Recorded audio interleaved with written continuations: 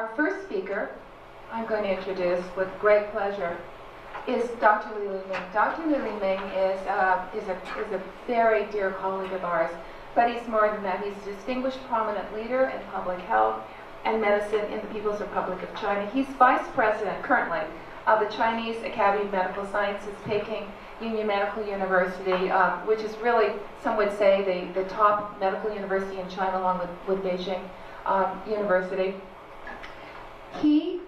We met Dr. Li Ming just as he was beginning to take over the position of the founder of the China CDC.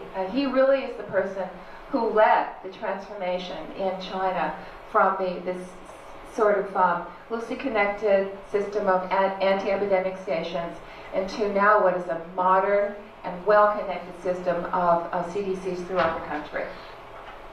He received his medical degree and MPH diploma from Beijing Medical University. He did his postdoc work at Johns Hopkins, and he's been involved in lots of research, including quality of life in China, epidemiology of cardiovascular diseases. He's a specialist in aging in China. That is a particular burden now for the Chinese to figure out how to take care of their aging population. And we know him from the work that he's done with us in our China 7 Cities study as a co-principal investigator. For those of you who don't know, the China 7 Cities study is a longitudinal study of lifestyles and social changes across 7 of the major cities in China across 4 regions.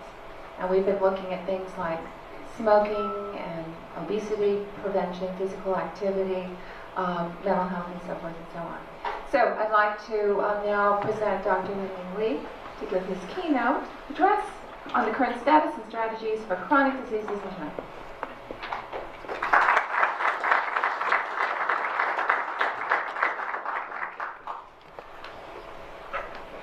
Okay, thank you, Paula. Dear Andy and all the guests and the professor and the colleagues, it's my delighted to be here to join Global Health Symposium. Last year, I lost the chance to join the first symposium, but I think I have to join this symposium. Why? It's a very popular word. It's global health. So global health, on my opinion, is not only for the international health, but also for share the experiences and exchange idea and share all the knowledge, skill, and attitude for all people's health. So I think the new School of Community and Global Health in the Claremont Graduate University is very important, very good choice for this kind of new schools, because they take the future trends for the health service and especially for public health education reform. So for today, my topic is current status and prevention practice for chronic disease in China. The content is more focused on the China's situation. The first one is transition for Chinese. In China, the population undergoing rapid and profound health transition. So it's a demographic transition and epidemiological transition. But it's very important is a double burden of disease in China, very popular. The others is population transition. So I will show you some of the information. Here is economic situation. As all of you know, the China recent year is a strong economic growth. So here is from the 1979 to 2007. Its GDP increased very fast. Annual increased about 10% in China. Here is about the urbanization. So in this year, the urbanization, the proportion in China is 47%, but globally, average is 51%. But to 2020, in China will arrive 57%. until the 2030 is about 65%. So means urbanization is a big challenge in China, and we will face a lot of health issue because the urbanization. Here is aging society. China recently is increased the aging population. From the 1998, we have is aging society in all over the China. But this increase trend not stopped and still increased. From 2000 to 2025, here is from the 10% to the 20%. So the aging population increase very fast. So we have to deal with this kind of public health issue. As you know, the China family support system is a major support system for aging population. So we named the elder son support system. But unfortunately, we have the one child, one family, the policy in China recent year. So only one child to deal with the parents, the 4 grandparents. So we named the 1-to-4 syndrome. So for the only one child, it's very difficult to deal with this kind of issue. So we have to develop the social support system for aging population. And the challenge in China is equity. It's China, the population is very huge, but the area is very huge. Here, we give the results. This one is the GDP, it's a level in the different provinces. And here is the life expectancy levels in China in different provinces. So Shanghai, now we have conducted the Shanghai Expo. It's a very popular, very beautiful opening ceremony. Here, so Shanghai is GDP is higher in China, and life expectancy is higher too.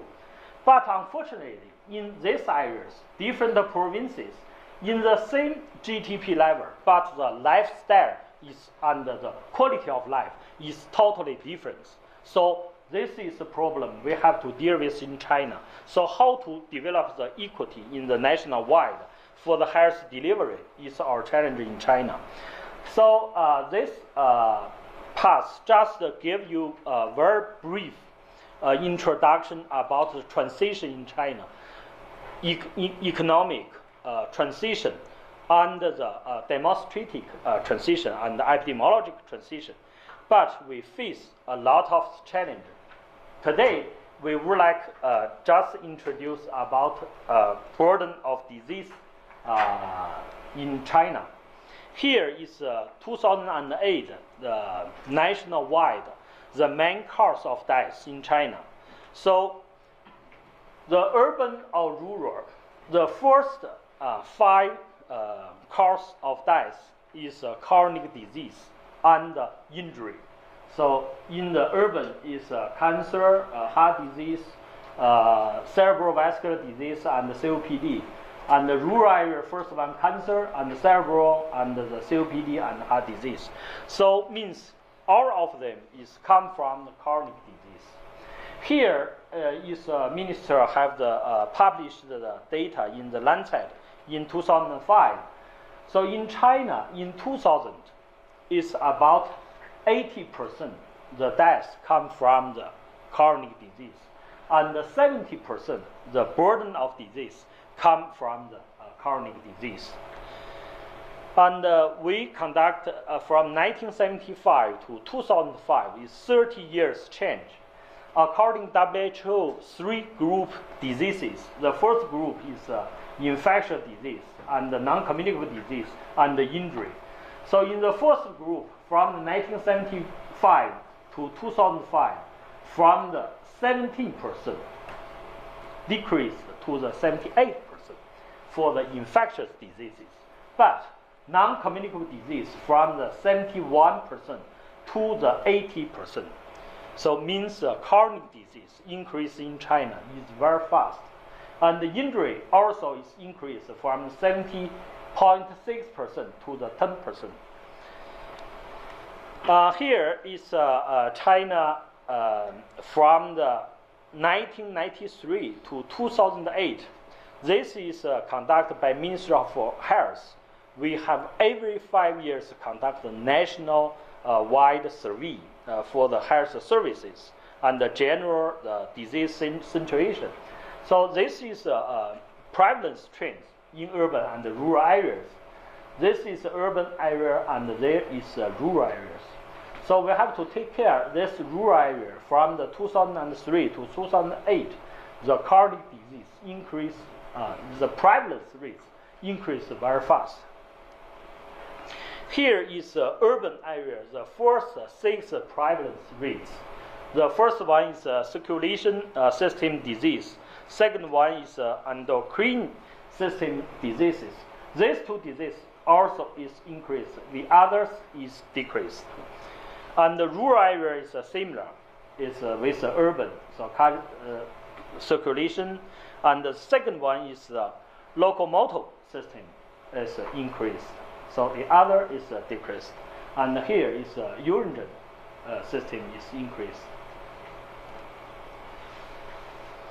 We have the analysis from the 1993 to 2008 about the non-communicable disease situation. So from the last 10 years, it's changed a lot. For example, the diabetes increased in the last 15 years is 4.4 times. For the hypertension, it's 3.8 times. And the cerebrovascular diseases is 1.65 increased. And the cancer is 1.3 times increased. So all the popular chronic disease increased in China. How about the chronic disease costs in China? We have analysis in 2005, the situation. So chronic disease is about 62% of total disease cost for the nationwide is for chronic disease. And we have conducted analysis. You can see in the 1993 to 2005, GDP increased 4.2 times. But unfortunately, burden of disease increased 60.4 times. So means chronic disease burden increased more than GDP increased. So this is a big challenge. For the whole increased 12.9%, there is about 8.1% come from chronic disease. The third, I would like a very brief introduction about the chronic disease-related risk factors. This is a course of chronic disease chart. We very familiar is a main disease by the hypertension and blood glucose and overweight and obesity. Some this kind of cause. And we very familiar about the common modifiable risk factors and non-modifiable risk factors. But usually we forgot the social determinants for health. This also big influence for the chronic disease, the prevalence and the increase. So this trend taught us if we want to prevent and control the chronic disease, not only focus on the modified risk factors, but also we have to take care of the social determinants for health. Here is a report in the stroke in 2004 about the different risk factors with different diseases. It's cardiovascular, cancer, and diabetes. So here is different risk factors. But in China, the main risk factor is tobacco. So this is why we have the very long-term cooperation with Andy for the China 7 cities tobacco control prevention programs. By now, the number of smokers in China is still increasing. The cigarettes consumption is still increasing. The number of smokers is number one out of the world. This include active smoker is about 320 million, means about 38% of China population, the 18 years and above, is smoker. And the positive smoker is 450 million population in China. The highest smoker rates is male, about 67% in 2002.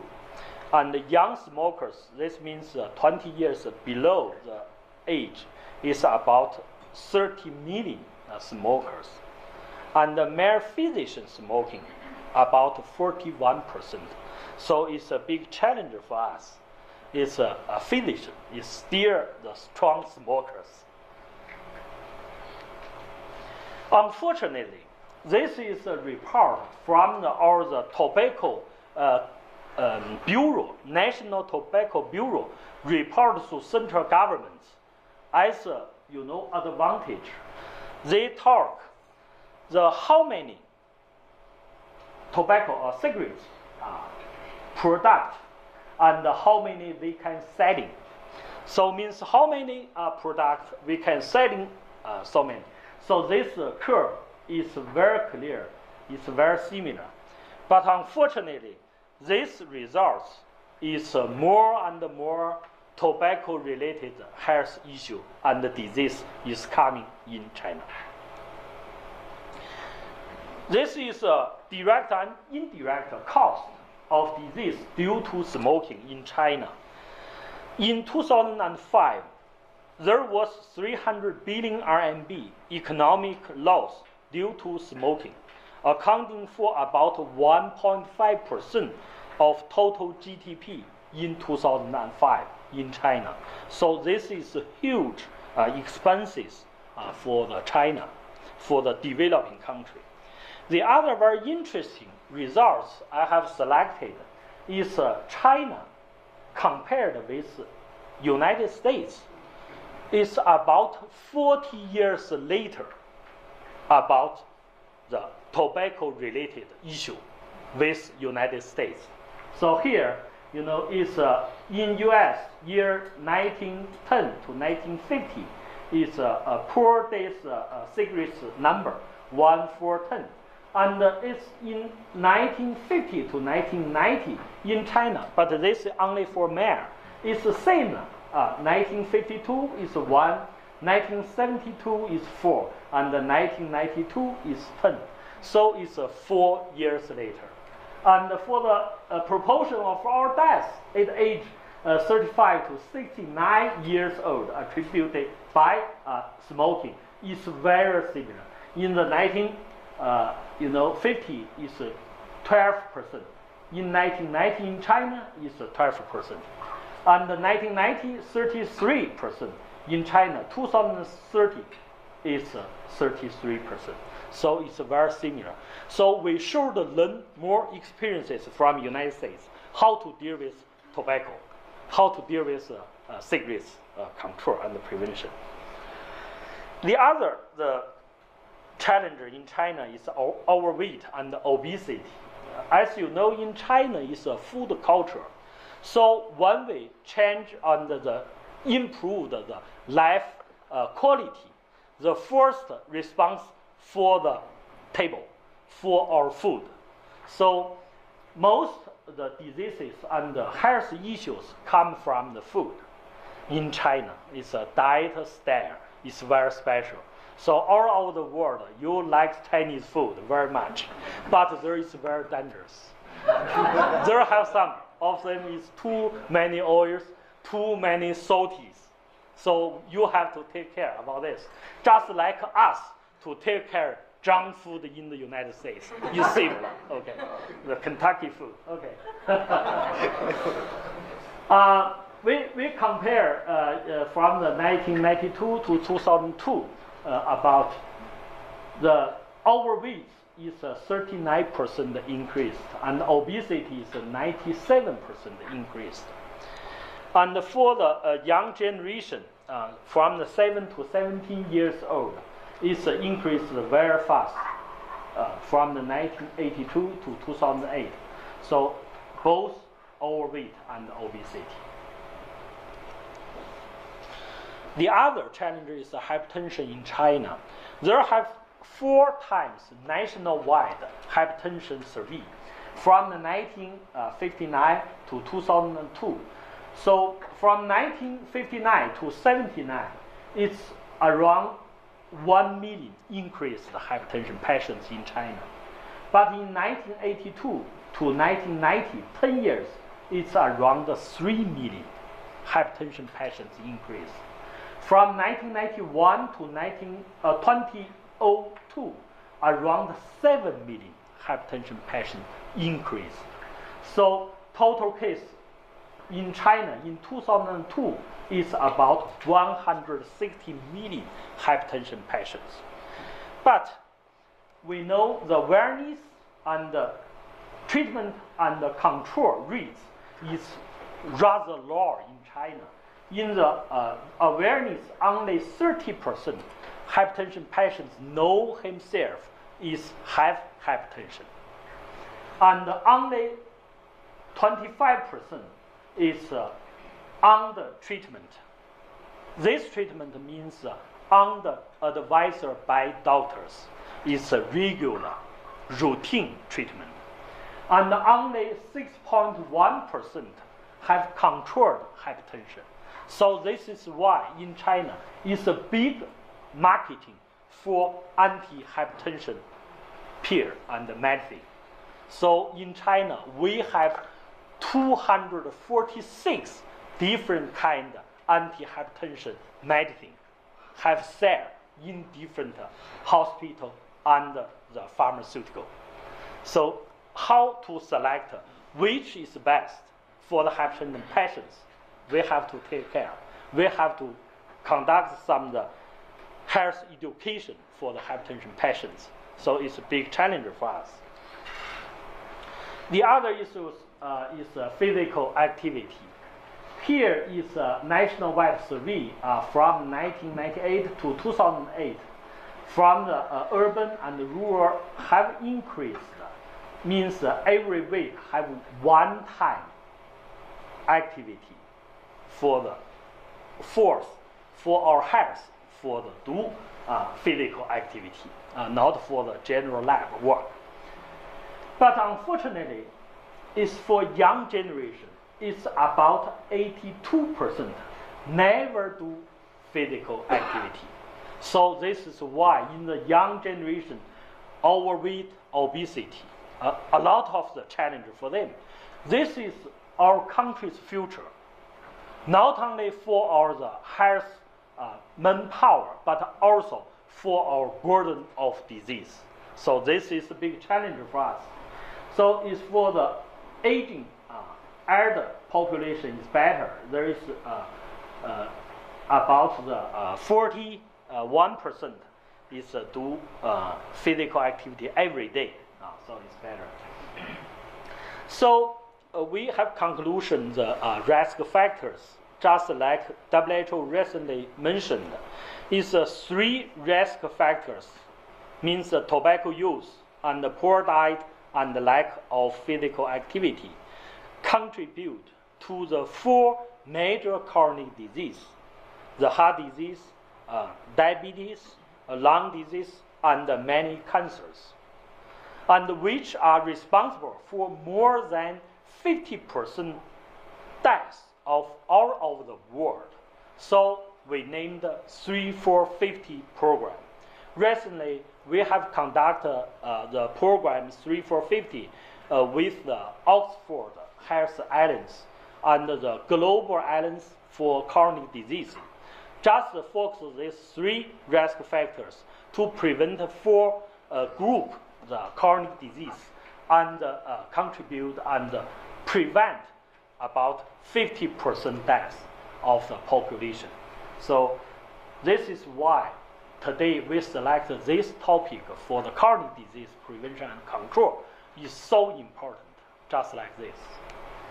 The final, I would like a very brief introduction about the China chronic disease prevention and control, which kind of the practice and In the research, now we focus on the cohort study, because in China, very popular word is evidence-based medicine, evidence-based healthcare, evidence-based decision making. But unfortunately, their evidence, a few come from China, most of them from the Western country. So we should conduct the cohort study, is population-based study in China, then find the suitable evidence for Chinese. So this is why we cooperation with Oxford University get the category study is 500,000 population-based cohort study. We named China Biobank study. We have finished the baseline survey in 2009. The others, we focus the twin registration system is kind of help us to research which is the environmental, which is the genetic, the contribution for the chronic disease. So the twin registration system is another research area in China. For the prevention and control practice, we conduct evidence-based guideline in China, but I just mentioned most of evidence come from Western. For example, from the United States, Barbarossa heart study for children's hypertension. It's a cardiovascular disease in the very famous, I forgot the name, is Birmingham Heart Study. Sorry, Birmingham Heart. Because I first time to the United States in the Honolulu Heart Program.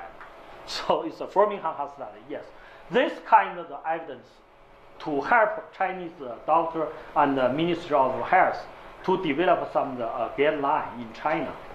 And the others, we develop some health policy related to chronic disease prevention and control.